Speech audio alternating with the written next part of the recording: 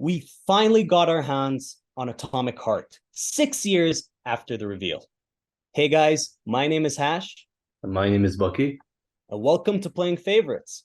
Today we're going to be reviewing Atomic Heart, delving into all the nooks and crannies and seeing what we think about this game.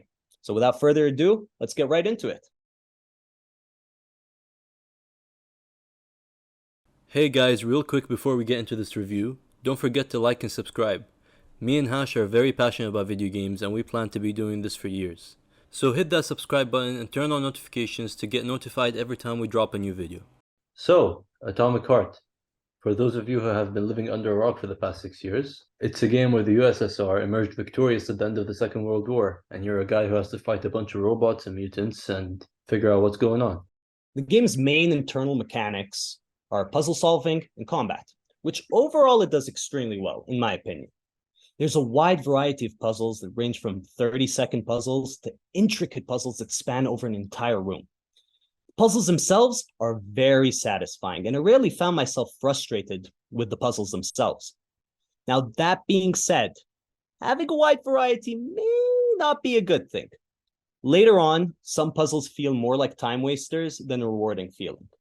An example of this is the Skyrim-style locks, which to me just seemed trivial. Generally, the combat was very fun to loop through, even though I expected it to be a bit more fast-paced. The best description I can give for the combat is more of a tempo-style shooter. When I say tempo, I mean the combat is more focused on managing your cooldowns, keeping your resources in check, making sure that you have enough time to beat the enemy before they beat you. It's almost like it's a battle of attrition rather than how fast you can kill the enemies before they kill you, if that makes sense. It drifts away from the traditional run-and-gun type of shooter like Doom, Borderlands, and Destiny, and feels more reminiscent of Wolfenstein, Bioshock, games where we're used to the resource management being a key component. I agree with you to an extent. I think the gameplay in general was pretty good. One of the standouts for me was the glove, actually. I really like that you could only equip 2 skills to your glove, and that drastically changes the gameplay for the rest of the game. For example, you could have a Mr. Freeze-like Ice Blast, or a shield that lets you block attacks. I also like the looting and scanning mechanics of this game. The glove lets you scan your environment and find loot and loot faster, which I found myself using a lot. It saved a lot of time and made looting specifically much easier. However, there were some mechanics that felt a little bit off, especially the climbing mechanic. I think the climbing mechanic was a little bit finicky, and I find this inexcusable, especially since a lot of games like God of War and Horizon and countless other games have already mastered the climbing mechanic. Also, I found the lack of a sprint mechanic very weird. I felt like it hindered the experience in some parts, and especially in the open world, since it's very large and kind of empty, so you had to travel large distances, and the lack of a sprint mechanic made that very tedious and kind of a chore, actually. Another problem that I think the gameplay has is with crafting. I think the resource allocation in the open world is a little bit imbalanced. The vast majority of the craftable items share a common resource, which turned out to be pretty rare. On the other hand, the other resources that are used in crafting only 1 or 2 items were much more abundant. More to your point about puzzles, I think the puzzles were actually the biggest standout for me when it comes to gameplay. I thoroughly enjoyed the puzzle variety, and it's not something you see a lot of in games these days. Even the door locks that you encounter a lot throughout the story and the open world in general had 4 or 5 different variations that you had to figure out how to solve. Not to mention the various one-of-a-kind puzzles sprinkled throughout the story, which I haven't seen the likes of since Uncharted 4. As for the combat, I thought the combat was good. It was smooth and had a nice flow. The guns had a satisfying feel, even though it wasn't the best, and I've seen better in other games. Enemy variety was a bit of a standout as well. There were some bosses that you had to fight one too many times, in my opinion. However, all in all, the game provided you with a good variety of enemies and 11 to 12 unique bosses that you encounter throughout the story. I would have actually preferred if the game only focused on the machines as enemies, because the mutant storyline had no impact on the narrative, in my opinion, and felt out of place in the world of the game. This game also has a lot of Bioshock influences, which is very apparent even from the trailers and the promotional material, and some Doom influences as well. There was one section in which the game and the combat specifically felt like a Doom clone, and this is one of my main problems with the game, actually. It wears its influences on its sleeve and it doesn't try to come up with any original concept, especially with the combat. Most combat felt like it was ripped straight out of Bioshock or Doom or some other shooter. Speaking of the bosses, I really enjoyed the variety in the bosses. Each one had their own unique mechanics and weaknesses, not only the standard elemental weaknesses that each enemy has, but different ways that you needed to tackle the boss in order to beat it, almost as if each boss was its own puzzle. I found the combat to be fairly fun to loop through, although, like you said, not exceptionally clever. I really liked your point how the game wears its influences on its sleeve. You could clearly see what inspired the creators for this game, what their motivations were, and what their main intentions were when creating the combat. Now, as you did say, it's nothing revolutionary. They're not reinventing the wheel by any means.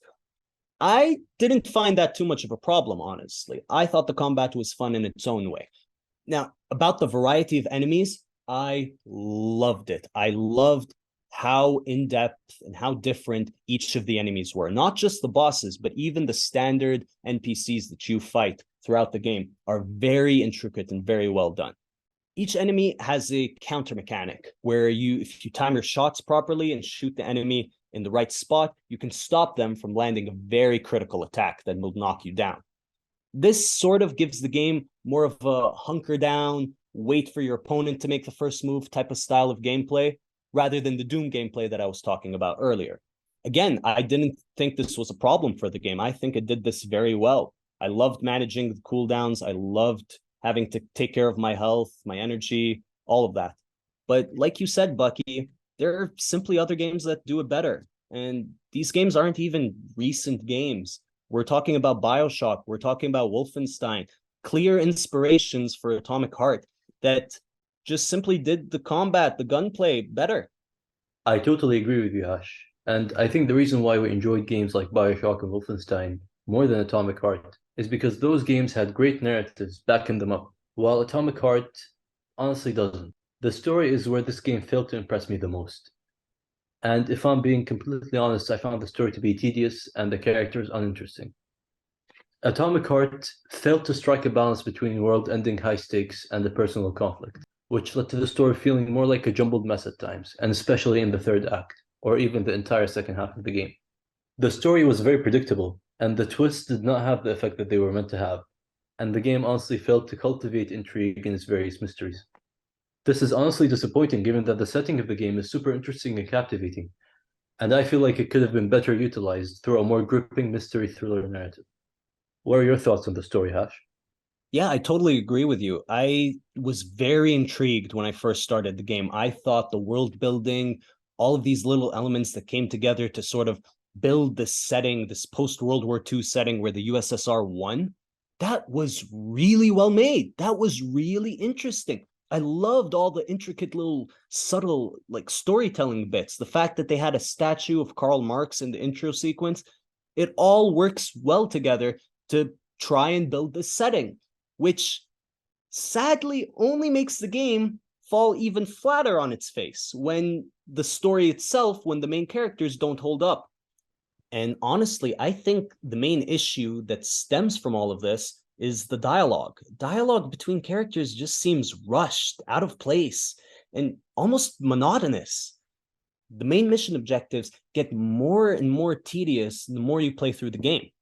The facilities that the main missions take place in change from open areas with multiple different avenues to explore or tackle the objective to single buildings on the open world map with obscure puzzle placements and one-way entrances towards your goal. A notable example from this is this one mission right after the climax of the game called A Bug in the System, which ironically has a lot of bugs. Going back to your previous point about the world building, honestly, this is easily the best aspect of the game. The world that Mundfish has created is a great example of historical science fiction at its finest. A world in which the Soviet Union emerged victorious during the Second World War and became far more technologically advanced than the rest of the world is a great setting which was unfortunately wasted on a mediocre story. The premise of the game does bear some resemblance to the Wolfenstein series, where the Nazis won World War II and became technologically advanced, But Mundfish did a really good job of differentiating Atomic Heart's world from the Wolfenstein games. However, while the world looks very appealing and is very well made, and honestly huge, I thought the open world of this game was barren, for lack of a better term. I did a fair amount of exploring both before and after finishing the game, and I found it boring and tedious. The only real exploration is at these 12 sites in the open world called polygons, which give you upgrade recipes for your weapons upon completion. But honestly, they were not well made when it comes to level design and the gameplay flow. And when comparing them to the main mission facilities that you go through, they honestly feel like an entirely different game. Don't even get me started on the open world. I personally thought this was the weakest part of the game. So disappointing, honestly. Like you said, the polygons, these side areas that the game tries to incentivize you to explore, give you recipes for weapons and upgrades that really change the combat in almost astronomical ways. Now, the issue with these polygons is that it's so hard to navigate on the open world since the only methods of transportation are on foot or desperately trying to use their half-made car. The car mechanics are just flat out shitty. No other way to say it. It's so hard to drive. The roads are filled with debris and enemies. And for some reason, 1 or 2 crashes is all it takes to set your car on fire and make it blow up. I shit you not. The furthest I've been able to drive in a car without it exploding or getting totaled is a whopping 100 meters. Impressive stuff, right? Oh, did I mention that respawning in an open world sucks? There's very limited amount of safe stations between each point of interest, and again, no ways to travel other than on foot. All of these just come in together to make these side areas very tedious and very monotonous to even arrive to. The polygons themselves, and I hate to say this, are confusing, repetitive, and way too long. I regularly got stuck halfway through these side areas and had to backtrack out of the entire area to get my bearings. What's most frustrating about this is, as I said, these polygons give you essential upgrades that completely change your perspective on the combat. You could hate the combat at the start of the game, then get one certain weapon or one certain upgrade for your melee that changes everything. I tried completing as many polygons as I could, but honestly, I got so frustrated with how much time I was wasting that I decided to go for specific upgrades that I had my eyes on, instead of trying to get everything. Personally, I think this is what every player should do because it is just not well made. It's very sad to say, but I did not enjoy the side exploration within this game. All right. Let's not be too harsh on this game. One of the things I think Atomic Heart does very, very well is the music and sound design in general. I think the music in this game is superb. Music is a very important tool that helps set the atmosphere in any form of media, and Mundfish honestly knocked it out of the park with Atomic Heart. My personal favorites from the score are the horror-esque sequences where the music really amplifies the eerie tone and setting. However, my absolute favorite music sequence came towards the end of the game. I won't go into too much detail for the sake of avoiding spoilers, but it's a very trippy sequence with dark, intense undertones, and the music managed to capture that perfectly. On the other hand, though, the dialogue, voiceover, and writing are some of this game's weakest links. There were a lot of instances where the dialogue would not even sync with the subtitles or even the facial animations of the characters, and the game in general is not the best written. I will admit, Bucky, I did watch a YouTube video of the game being played in Russian, and it's way better. The dialogue is way better. Our main guy, P3, actually sounds like a human being. So I do think it was just the fault of the American or the English voice actors. That being said, the dialogue itself, the actual writing, that's inexcusable. Characters will just jump from one talking point to another, especially between P3 and Charles. Even though I liked most of the conversations between these two characters, it feels a bit lackluster. Charles will just go on rants of exposition in the middle of main missions, and it gets a bit daunting to a point. Overall, it is very interesting. I do like their interactions, but like I said, it could have been done much, much better. Speaking of those long-winded conversations between P3 and Charles, that's actually where I encountered a very annoying bug. which I think brings us to the performance section of our review. While the game performed fine overall, there were some issues that kind of took me out of the experience. You could be in the middle of a conversation, whether with Charles or another character, and if you enter a new area, there's a good chance that that conversation is going to get cut off and you won't be able to hear the rest of it, which I found super annoying since the lore was honestly kind of interesting. I also noticed some FPS drops, especially in overcrowded areas, but it was nothing game-breaking. There were some bugs, however, that hindered the experience and worked against the immersion that this game is trying to achieve. There were some items that I could not interact with, which I was supposed to be interacting with, like an elevator button, and that really had a negative effect on the flow of the game.